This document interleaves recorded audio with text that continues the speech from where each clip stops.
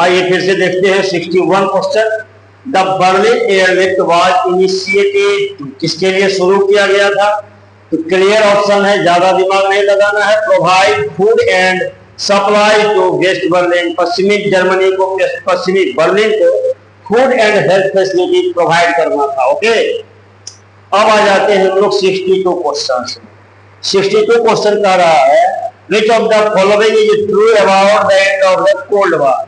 शीत युद्ध की समाप्ति, कोल्ड वार यानी शीत युद्ध की समाप्ति के लिए कौन सा स्टेटमेंट इनमें से सही है?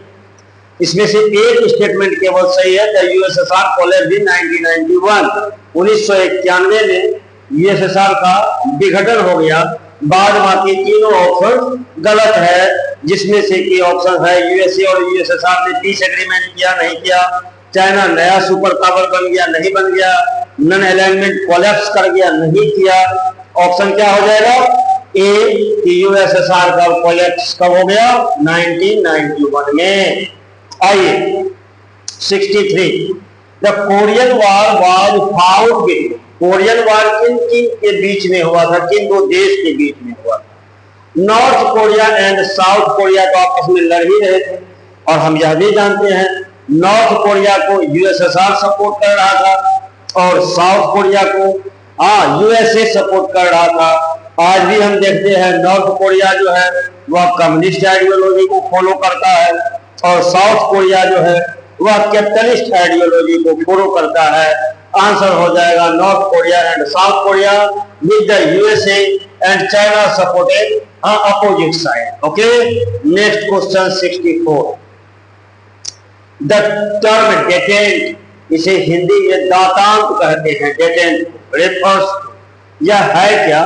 जब कोल्ड वार चल रहा था तो कोल्ड वार तो कंप्लीट लगातार चला नहीं, रेगुलर नहीं चला, एक इवेंट्स और दूसरे इवेंट्स के बीच में कुछ रिलैक्स हुआ तो वही कहलाता है डेटेंट।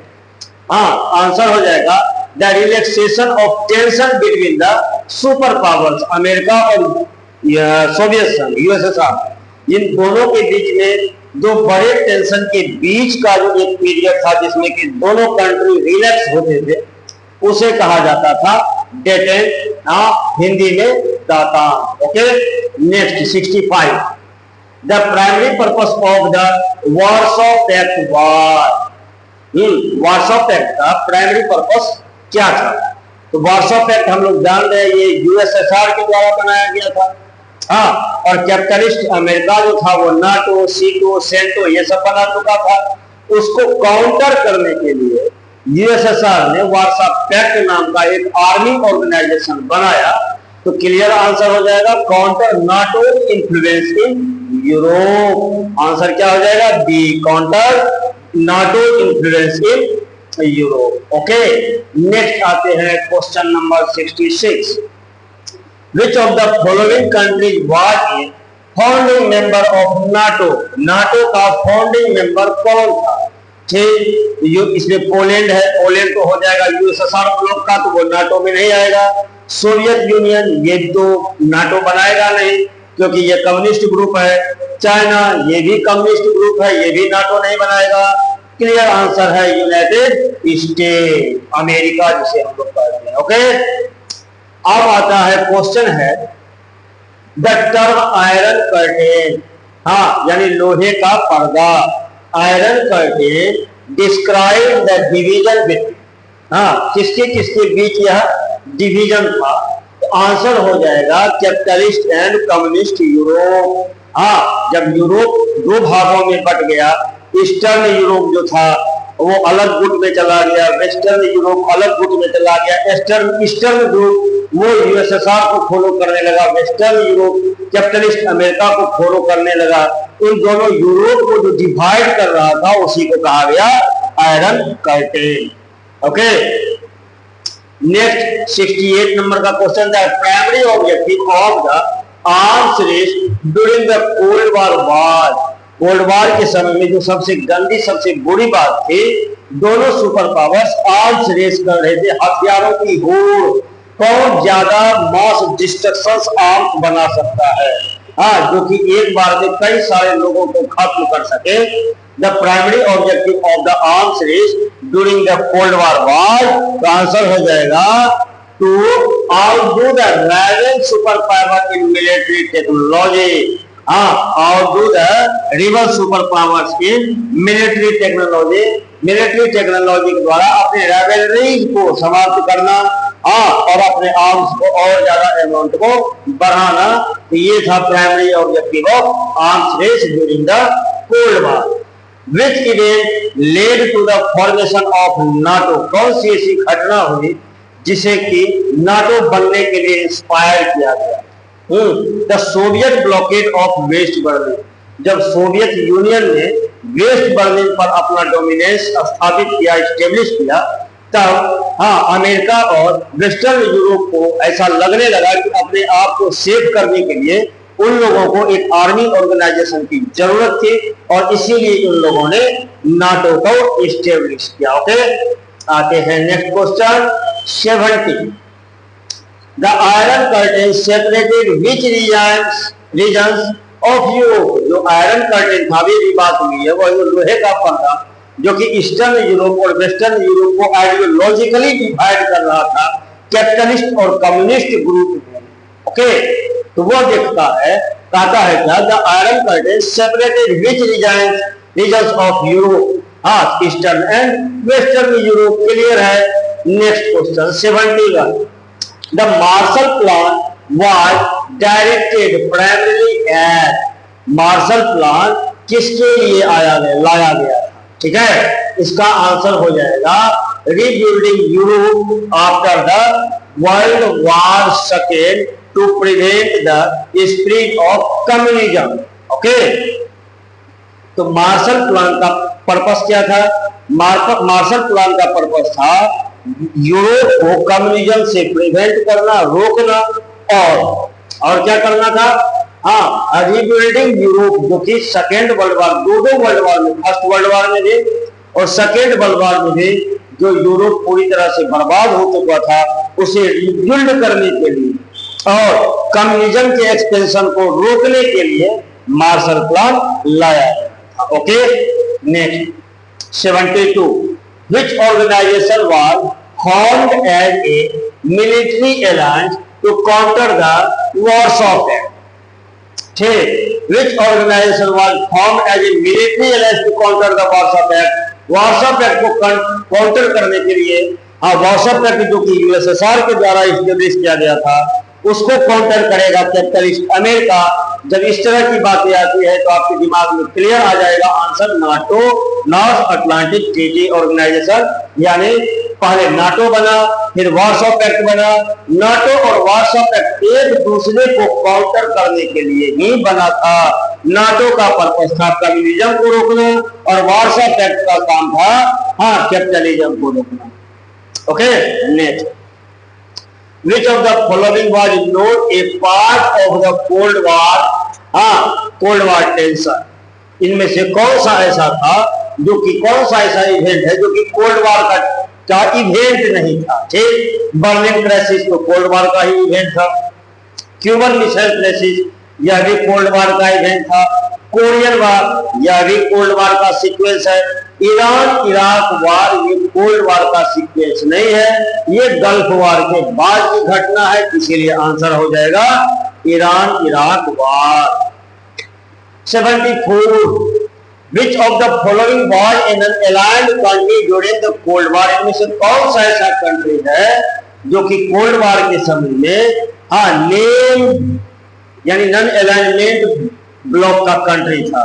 क्योंकि उस समय में जब कोल्ड वार चल रहा था तो पूरी दुनिया 3 गुटों में बटी हुई थी। एक गुट जो कि अमेरिका लीड कर रहा था, वो कैपिटलिस्ट ग्रुप था। दूसरा ग्रुप जो कि यूएसएसआर लीड कर रहा था, वो कम्युनिस्ट का ग्रुप था। और तीसरा ग्रुप जो कि इंडिया लीड कर रहा था, वह था नॉन अलाइनमेंट का।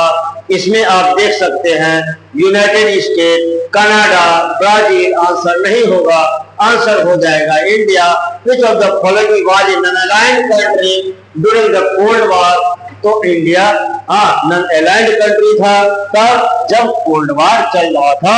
Okay, 75। Who was the leader of the Soviet Union during Cuban Missile Crisis?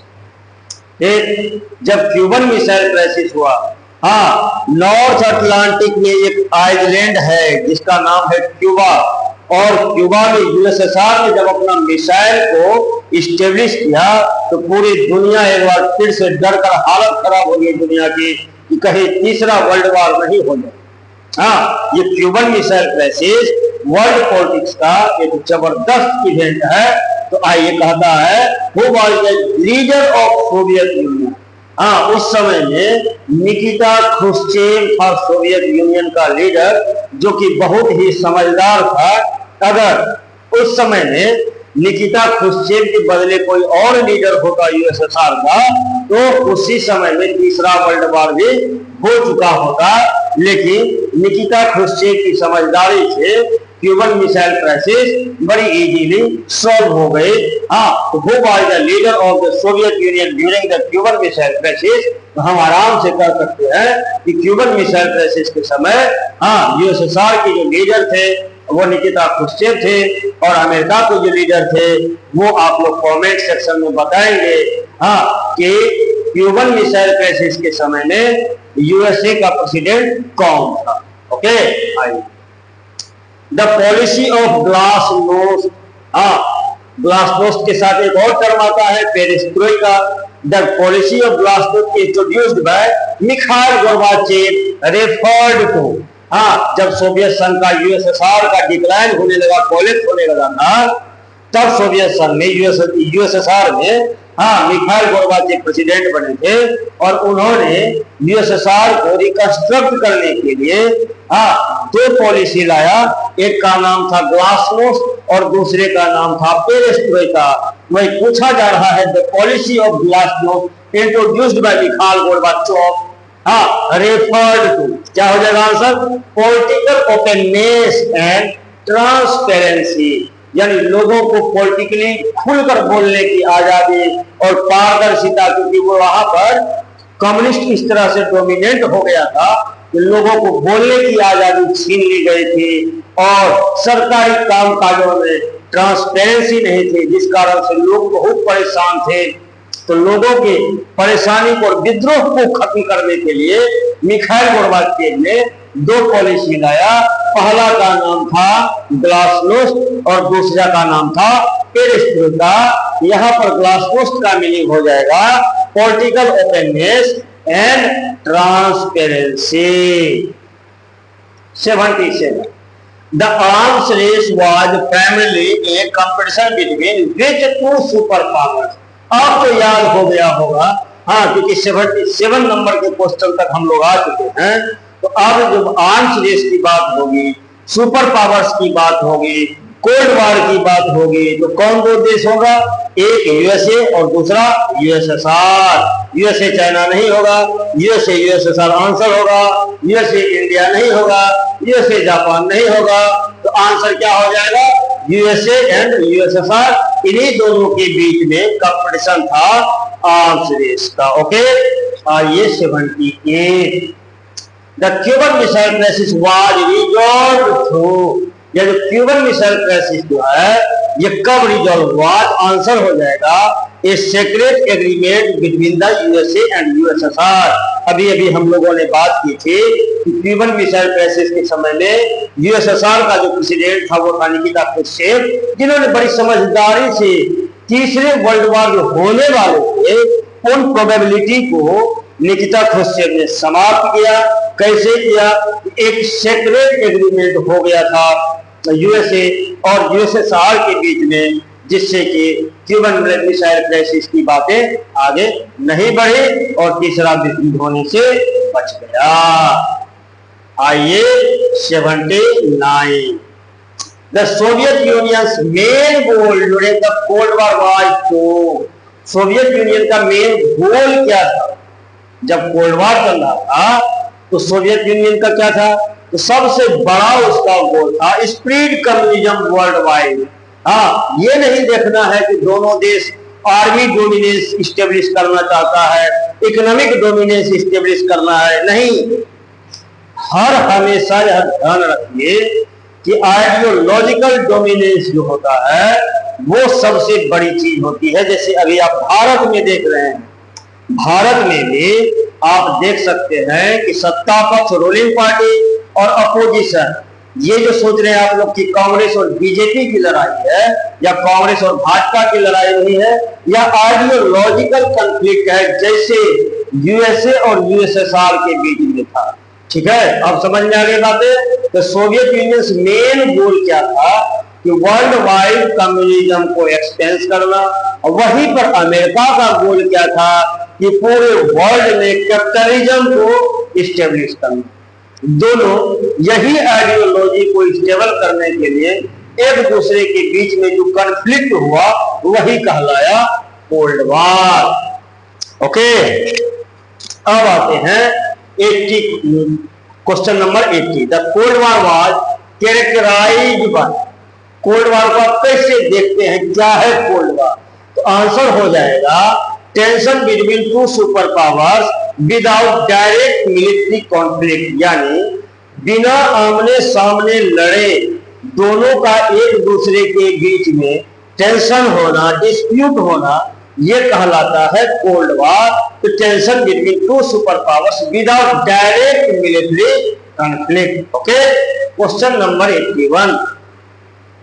The principle of mutually assured destruction MAD was initiated to mutually assured destruction. It prevents the use of nuclear weapons by both sides, क्योंकि दोनों super powers nuclear power थे और nuclear power को हम लोग देख चुके हैं जापान के हिरोशिमा और नागासाकी में, वह मास डिस्ट्रक्शंस ऑन MDA। तो कहा गया है कि म्यूचुअली एश्योर्ड डिस्ट्रक्शन किसके लिए है? प्रिंसिपल ऑफ वाज इनिशिएटेड, ये किसके लिए था?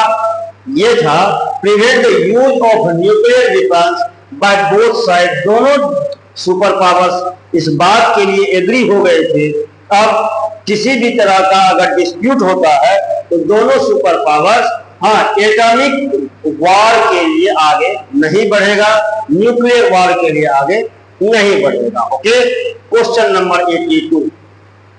The Soviet Union collapse largely due to, Soviet Union क्यों कोलैप्स कर गया? रीजन क्लियर है कि economic stagnation and political reforms failures.